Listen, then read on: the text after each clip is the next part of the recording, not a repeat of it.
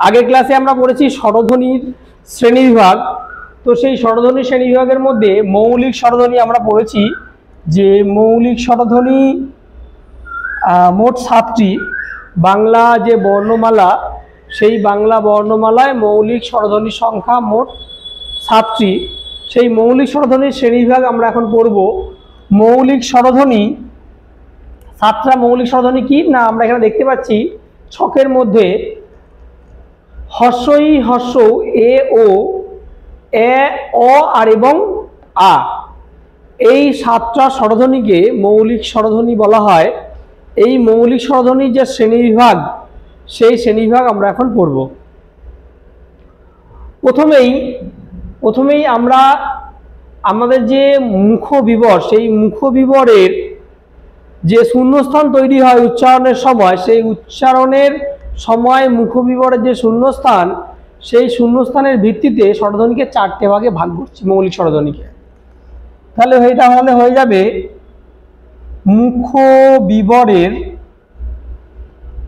মুখবিবরের শূন্যস্থান। মুখবিবরের শূন্যস্থান অনুসারে স্বরধ্বনির সংখ্যা 4টি। এক বলা হচ্ছে সংবিত স্বরধ্বনি। এক হলো সংবিত স্বর, 2 অর্ধ সংবিত, 3 হচ্ছে অর্ধবিবৃত আর 4 বিবৃত। তাহলে আমরা এগুলো পড়ব এবং খুব সহজেই ছকের সাহায্যে। সংবিত কি না, সংবিত শব্দের অর্থ হলো শূন্যস্থান সবচেয়ে কম হবে, অর্থাৎ সংবিত মানে বন্ধ থাকা।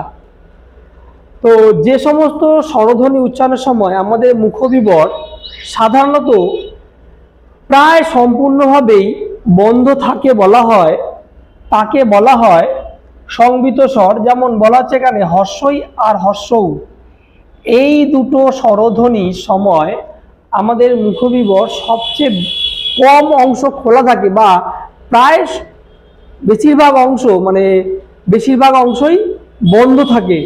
একে আমরা বলছি সংবিত স্বর। ঠিক এর বিপরীত বিবৃত মানে খোলা অংশ, অর্থাৎ এই আ স্বরধ্বনি উচ্চারণের সময় আমাদের মুখবিবরের প্রায় বেশিরভাগ অংশই খোলা থাকে। তোমরা ভালো করে উচ্চারণ করে দেখো, যখন আমরা হর্ষই আর হর্ষও বলছি, হর্ষই হর্ষ, আমাদের মুখবিবর প্রায় বন্ধ আছে, কিন্তু যখন আ উচ্চারণ করছি তখন মুখবিবরটা বেশিরভাগ অংশটাই খোলা থাকছে। একে আমরা বিবৃত বলছি।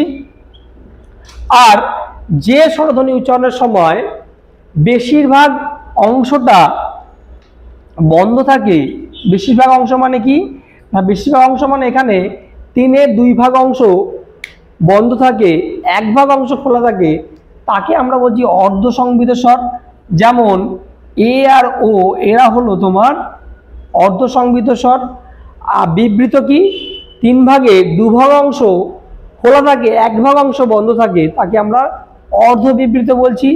যেমন এ আর অ, এইগুলোকে আমরা বলছি অর্ধ বিবৃত স্বর। তাহলে আমার 1 নম্বর হচ্ছে ক দিয়ে দিলাম, এটা মুখবিবরের শূন্যস্থান অনুসারে 4টে ভাগ। 1 সংবিত, 2 অর্ধ সংবিত, 3 বিবৃত আর 4 হলো অর্ধ বিবৃত আর 4 হলো বিবৃত। তাহলে এই 4টে গেল আমার মুখবিবরের শূন্যস্থান অনুযায়ী শ্রেণীবিভাগ হয়ে গেল। এরপর আমরা আসছি আমাদের যে ওষ্ঠ আছে, ওষ্ঠ মানে কি, ঠোঁট। তো সেই ওষ্ঠ বা ঠোঁটের যে উচ্চারণের প্রকৃতি, সেইটা অনুযায়ী বলা হচ্ছে 3টে ভাগ। তাহলে এটা হবে ওষ্ঠের প্রকৃতি অনুযায়ী, ওষ্ঠের প্রকৃতি অনুযায়ী স্বরধ্বনি, এটা খ। ওষ্ঠের প্রকৃতি অনুযায়ী স্বরধ্বনিকে আমরা 3টে ভাগে ভাগ করছি। 1 বলা হচ্ছে প্রসারিত স্বর, 2 মধ্যস্থ স্বর, আর 3 হলো কুঞ্চিত স্বর। প্রসারিত মানে কি, আমাদের ওষ্ঠ বা ঠোঁট বেশি করে প্রসারিত হবে। তাহলে কোনগুলোতে প্রসারিত হয় না, বলা হচ্ছে এই হর্ষই এ আর এ, এই তিনটে স্বরধ্বনি উচ্চারণের সময় আমাদের ঠোঁট বা ওষ্ঠ বেশি প্রসারিত হয়। হর্ষই এ আর এ বেশি প্রসারিত হয়, তাই এদেরকে বলা হয়, এই তিনটেকে বলা হয় প্রসারিত স্বর। একই রকমভাবে সব থেকে এর ঠিক উল্টোটা, আমাদের ওষ্ঠ কুঞ্চিত হবে, মানে সংকুচিত হয়ে যাবে।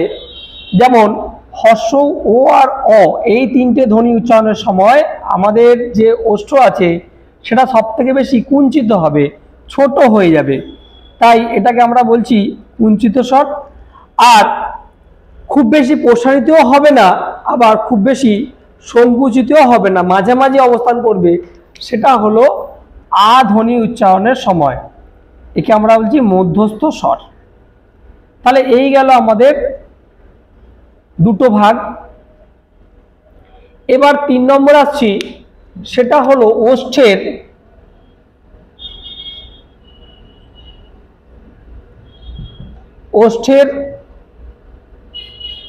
অবস্থান। ওষ্ঠের অবস্থান অনুসারে, দেখো এখানে ওষ্ঠের অবস্থান অনুসারে দু ধরনের আবার ভাগ আছে। একটা হচ্ছে আমাদের যে জিহ্বা, সরি ভুল হয়েছে, এখানে এটা ওষ্ঠ হবে না, এইটা হবে তোমার জিহ্বার, এটা হবে জিহ্বার অবস্থান অনুসারে। মানে আমাদের যে জিহ্বা বা জীব আছে, সেই জীব যখন উচ্চারণ হবে, সেই উচ্চারণের সময়, স্বরধ্বনি উচ্চারণের সময় জিহ্বা আগে বা পরে কোন জায়গায় অবস্থান করছে সেই অনুযায়ী তিনটে ভাগ।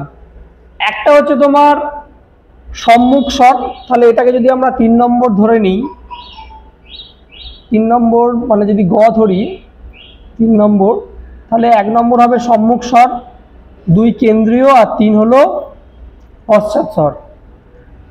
এই হর্ষই এ আর এই তিনটে উচ্চারণের সময় আমাদের জিহ্বা উচ্চারণ, দেখবে জিহ্বাটা সামনের দিকে অবস্থান করে, অর্থাৎ জিহ্বাটা সামনের দিকে চলে আসবে এই হর্ষই এ আর এ উচ্চারণের সময়। এর ঠিক উল্টোটা, আমরা যখন হর্ষ কিংবা ও কিংবা অ এই তিনটে ধ্বনি উচ্চারণ করি, তাহলে দেখবে আমাদের জিহ্বা পিছনের দিকে, মানে জিহ্বার যে অবস্থান পিছনের দিকে পিছিয়ে যাবে, পিছিয়ে উচ্চারিত হবে। এদের আমরা বলছি পশ্চাৎ স্বর। আর মাঝখানে, জিহ্বা ঠিক মাঝখানে অবস্থান করবে কেবলমাত্র আ উচ্চারণ করার সময়। তাহলে এই তিনটে গেল আবার তোমার জিহ্বার অবস্থান। জিহ্বার অবস্থান মানে কি, জিহ্বা আগে না পরে কোথায় উচ্চারিত হবে। আর লাস্ট হলো জিহ্বার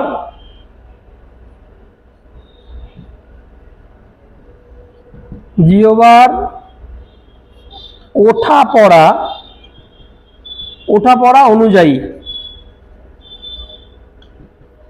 জিহ্বার ওঠা পড়া অনুযায়ী, এটাকে আমরা ঘ ধরছি, মানে 4 নম্বর। এই অনুযায়ী আবার তোমার মৌলিক স্বরধ্বনি 4টে ভাগ। 1 হলো তোমার উচ্চ স্বর, 2 হচ্ছে নিম্ন উচ্চ মধ্য, 3 হলো নিম্ন মধ্য, আর 4 হলো নিম্ন স্বর। তাহলে এই উচ্চ স্বরটা কি না, উচ্চ স্বর হচ্ছে যে বলছে যে স্বরধ্বনি উচ্চারণের সময় আমাদের জিহ্বা সব থেকে মুখবিবরের উচ্চতায়, মানে সব থেকে বেশি ওপরে অবস্থান করবে, তাকে আমরা বলছি উচ্চ স্বর।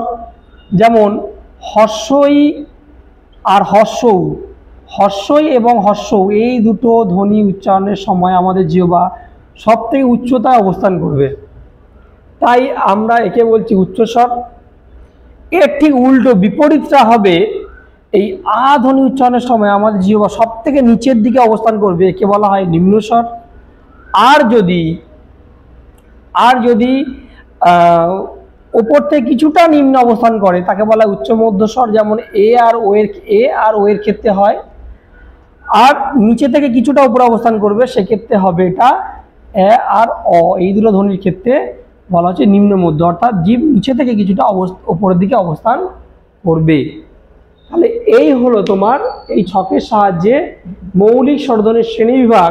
হ্যাঁ, এই শ্রেণীবিভাগটা আমরা এই ছকের সাহায্যে যদি পড়ি, খুব সহজে মনে রাখতে পারবো।